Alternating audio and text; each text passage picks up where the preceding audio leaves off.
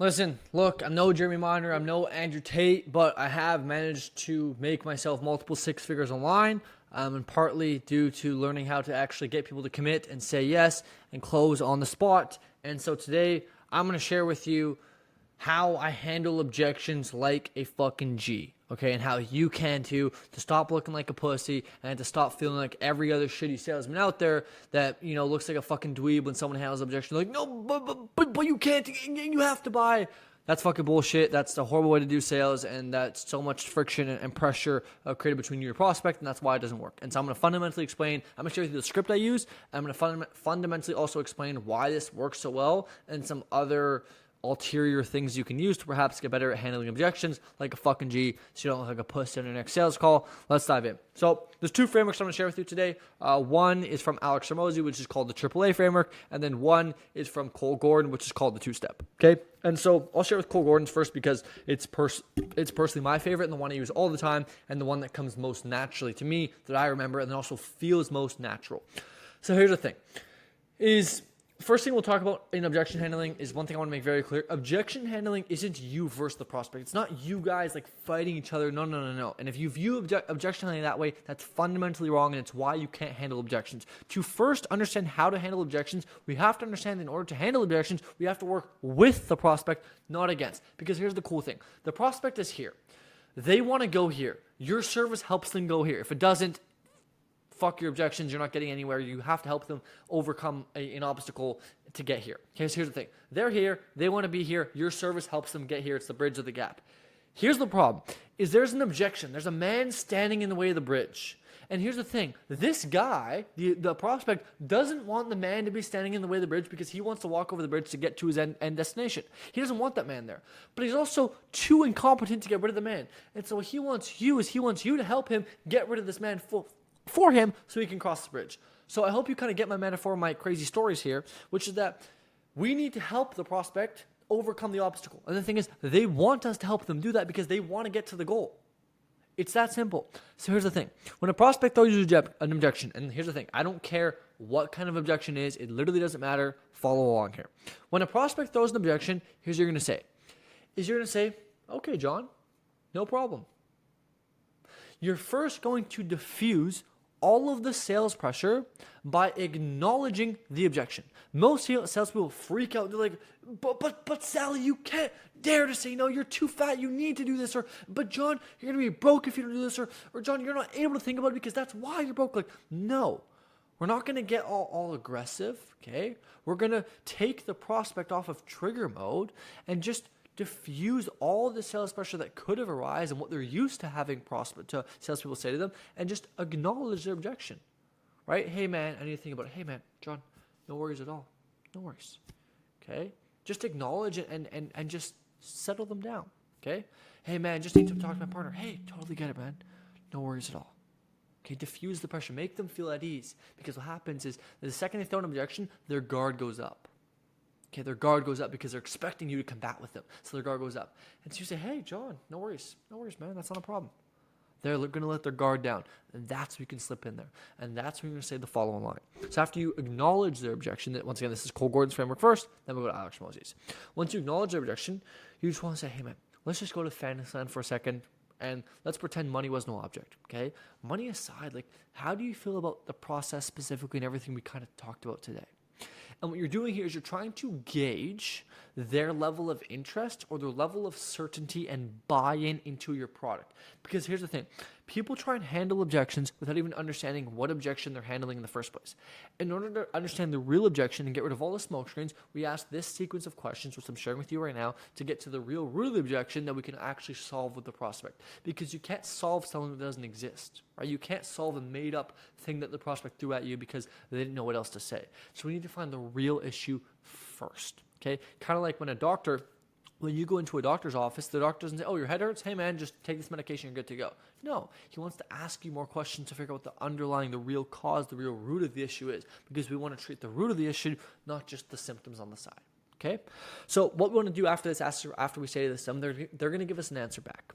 Now, they're going to give us typically one of two answers, or we're going to classify them as only one of two answers, which is number one, the lesser of the two, least common, I shall say, is they're like, man, dude, it's phenomenal. Like, it's everything I ever wished for. It's the best thing since sliced bread. Like, dude, this is amazing. It's just, and what happens is they're typically going to give you the real objection here. Right? They're like, dude, it's phenomenal. It's just the fact that I have this thing with my lawyer where she checks over everything. Or, dude, everything is phenomenal. The only thing I gotta do is I just got transfer funds from this bank to that bank, and we're solid to go. Like, it'll probably be done by the end of today, right? And you can tell by somebody's tonality and somebody's body language if they mean what they're saying. And you can also hear it in their voice, right? With this fast-paced, certain tonality, dude, it's amazing. It's the best thing ever. You don't even understand. Like, I just need to transfer these funds and we're good to go. Or, dude, it's literally the best thing. I just have no money on my credit card right now. My paycheck comes in next week and it's the first time I'm spending money on it. I've already paid everything else. We're good to go. Like, you can hear these things from the people and you can start to pick up on these verbal and even non-verbal cues, okay? However, it's not very common that somebody will say that. And what's more common is for somebody to say, yeah, I like it. It's pretty good. Something along the lines of like, they're going to kind of study them like, yeah, I think it's good. You know, I like it. Yeah, I think it's solid. We're going to classify that as bucket number 2, which is the no bueno. Okay. And what we're going to do is you can do one of the two. I like to interject and be like, hey, John, you don't sound too certain when you kind of said that. I guess, like, what's kind of causing you to hesitate a little? Okay, and what they're then going to do is then, because you're being so honest and so acknowledging and so kind, not really, but you get the point, and so, I guess, curious about them, they're going to open up and tell you. And what's going to happen is then they're going to give you a real objection. But if they don't worry, because we'll get to the next part, okay? And so let's say you don't even interrupt them. You could just be like, gotcha, okay, gotcha. And John, I just want to share something with you, if that's okay. For me, it's really important that both you and I have alignment, right? So if we're going to partner together, me and my team, we're going to get our hands dirty, we're going to get in the trenches with you and make sure that we make this thing work for you, right? And so it's really important that we see eye to eye on these kind of things. And so I guess, like, my question for you, John, is like on a scale of like 1 to 10, like 1 being like this is the worst thing in the world, and 10 being like this is everything you ever wanted, it's perfect, where would you say you fall? And what happens is now they're going to rank themselves, and they're falling into a bit of a trap here. But they're going to rank themselves. Typically, most people say like, oh, like a 6 or 7, right? Because like 1 is pretty hard, like harsh, but 10 is also pretty extremely confident. And so they're going to be like, oh, 6 or 7. Right? Now, granted, if they say like an 8, like a 9 or a 10, you can move on. But typically, they're going to give you like this, this uncertain kind of like, yeah, like a 6 or 7.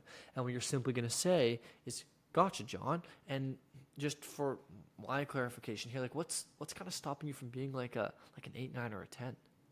And what's going to happen now is they're going to give you the real objection.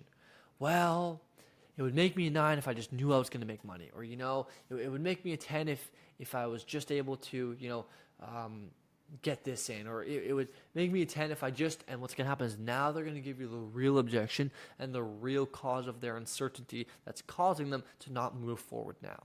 And then what we get to do is handle the objection. Now, I want to interject and pause and move over to our hormozi framework for a minute to share with you this as well, because it's kind of similar. Okay, so AAA. The first is actually the same, which is acknowledge. So you see these commonalities between these really good sales professionals is acknowledging the objection to make the prospect feel at ease. Okay. The second one, if I'm not mistaken, is to associate. It is to associate that objection with buying behavior. Now, there's multiple levels of doing this, right? The best is sharing it with a case study story, right? So, like, for example, someone's like, oh, man, I need to think about it, right? It's like, hey, man, no worries, no problem at all. Actually, it's funny you say that. Do you mind if I share something with you real quick? Yeah. So 6 weeks ago, I was on the phone with Janet, and she's like, dude, exact same situation as you, right? Like, she was overweight, she had kids, she really wanted to do it, but like, she had no time, and she wasn't sure if she wanted to do it, right? She just wanted to go think about it, right? And after thinking about it for a day, she came back and said, okay, let's do it. And just today, she sent me a message, and she lost 60 pounds already, right? Like, insane. And so what you've just done there by telling that story is you've associated their objection with success. Now, this is an extreme example, right, of like a perfectly symmetrical case study, if you will. But the point is, what we want to do is we want to associate their objection with buying behavior. And so Hormozi often says all the time of like, oh, it's a lot of money. And he's like, dude, That's amazing. I'm so happy you said that. I'm so excited you said that. They're like, what? Why? They're like, dude, because all the people that say it's a lot of money are the ones who get the best results because they're the ones who have the most on the line. And then he goes to associate this objection with buying behavior. And so what he's doing is planting the seed in the mind that, hey man, like your objection is a good thing that will help you out. And so instead of making it a bad thing that they have no money, he turns it into a good thing. And then the third A in the ask is the third A in the AAA formula is to ask, and it is to once again then ask for the sale. So after you've acknowledged, after you've associated, it is time to then ask for the sale again. Okay, and that's when you'd simply just ask for the sale again after you've just handled the thing that they talked about and associated their objection with buying behavior. It's that simple, right? Even Hormozi talked about this on a call I was on a couple days ago with him, that one of the most common characteristics or traits between top sales professionals across everything is that the sales professionals, the sales pros, whatever you want to call them, that make the most money are the ones that ask the most often. They ask for the sale the most, and not in like, hey, do you want to buy? Do you want to buy? Do you want to buy? But in this very casual, calm demeanor where it comes across as something genuine and something beneficial to the prospect. Okay. So that is the two objections, the two objection handling frameworks. And there's one other thing I thought I would share with you that I think is beneficial for closing while we're on this topic of objections and closing, etc., which is this line, which I absolutely love. I use it on every single call. I even use it on videos. I use it on VSLs. I use it on Looms. I use it on my DMs. I use it when I set. Like I use it literally on everything, which is best case, worst case. Hormozi talks about this quite a bit as well, which is simply just this best case to worst case scenario. And this works really, really well if you have a guarantee, but like even in setting, it works really well. And the point of this is to share with somebody the best and the worst case.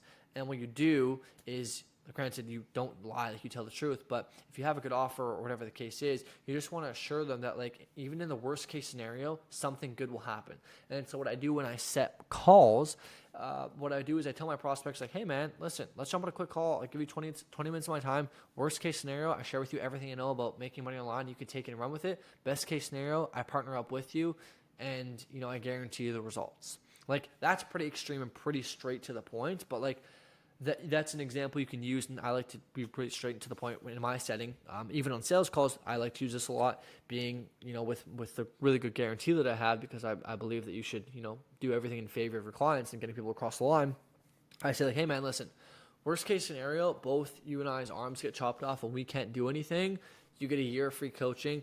I give you all your money back and you take all of the courses and assets with you. Which, like, think about that. You're telling me in the worst case scenario, I don't lose a single penny, I get a year of free coaching, and I get to keep all the assets, masterclasses, and courses, etc.? Yeah. Best case scenario, you make $50K a month, you finally, buy your parents their dream home, you buy yourself a nice car, and you move out. And when you put it that way, it's like, oh, wow, really? It's like, yeah. And that's when that's a really good closing line you can use, is just this best case, worst case. Like, hey man, listen, worst case scenario, over the next 90 days, we work for you for free. Like, no, over the next 90 days, we don't make you any money. We refund you the difference, and you get to keep the systems that we built you for life. Best case scenario is we crush our guarantee. Instead of making 20K, you make 100K, and we continue working for you to keep making you more money. And like, once again, especially with a good guarantee, this sort of closing line works so well because it just makes it a no-brainer to move forward, right? It genuinely makes it so no-brainer. Like, oh, you're telling me in the absolute worst case scenario, this is what would happen. Or granted, you have to tell the truth here, but like, phenomenal, right? Tell the facts and state the truth and tell the facts, or tell the facts and state the truth. Whatever Hormozi says, that line. Tell the facts and state the truth, or state the truth and tell the facts. Whatever the fuck that line is, do that, right? Like, don't sit here and bullshit people, like, tell them the truth. But like, that line, phenomenal closing line. Like, that in and of itself has made me multiple 5 figures. Like, phenomenal. Okay, I would highly recommend to use that. Anyways, yeah, I'm not Hormozi, I'm not Jeremy Minder, I'm not Russell Brunson, I'm not the most best sales professional in the world, but I have managed to close a couple of deals using some of the frameworks I shared with you, and to hope they can help you close more deals. Okay, I believe I even have like an entire Word document. Like, for context, you can click the link down below, join my free school community where you can talk with me. I don't have a team, I don't have a setter, it's just me. You can literally message me directly, and you can get access to everything I've ever made, lucid charts, SOPs, documents, all for free, No opt-in, none of that fucking bullshit. You can get it all for free inside there. So if that interests you, you can click the link down below. Anyways, that being said, I hope you learned something from this, because if you didn't, it'd be a waste of your time. And let me share with you one last thing. As a matter of fact, I might end all my videos with this, which is that learning is defined as a change in action after exposure to new information. So if you don't change your actions after watching this video, you have not learned anything. And it'll be a shame to me and to yourself if you don't learn anything after spending 15 minutes with me. So I encourage you and I urge you to actually change your actions. Otherwise, you have learned nothing. And you've wasted another 15 minutes on YouTube. No bueno. Enjoy, and I'll catch you in the next one. Peace.